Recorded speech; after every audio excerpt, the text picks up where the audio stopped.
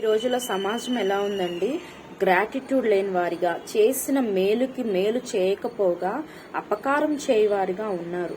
కానీ దావీదు ఏం చేశాడు? తనని ఎంతగానో ప్రేమించిన యోనా తాను కుమారుని తీసుకొచ్చి తన భోజనపు బల్ల దగ్గర తనతో పాటు ఎవ్రీడే భోజనం చేసే అవకాశాన్ని ఇచ్చాడు.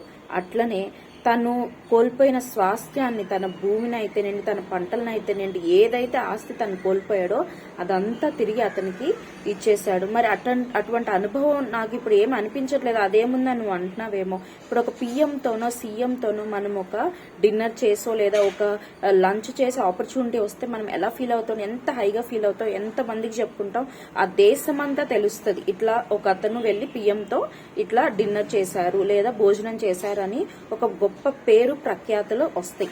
అట్లనే అలాంటి సిచ్యువేషన్ లో మెఫీబోషెత్తుని దేవుడు దావీదు దగ్గర పెట్టారు. ఎవ్రీడే దావీదుతో కలిసి అతను భోజనం చేస్తారు. అంత గొప్ప అనుభవంలోకి దేవుడు దావీదును అట్లనే మెఫీబోషెత్తును నడిపించాడు. మరి దావీదు యోనాతాను తనకు చేసిన మేలును బట్టి తన కుమారుడైన మెఫీబోషెత్తును ఆయన పోషించాడు. మరి ఈ రోజుల్లో నీకు ఎంతో మంది మేలు చేస్తుంటారు. ఎంతో మంది నీకు అవసరమైన సమయంలో, నీకు అత్యవసరమైన సమయంలో రూపాయి ఇచ్చినా లేదా ఒక 100 రూపాయలు ఇచ్చినా అది నీకు మేలు చేసినట్లే.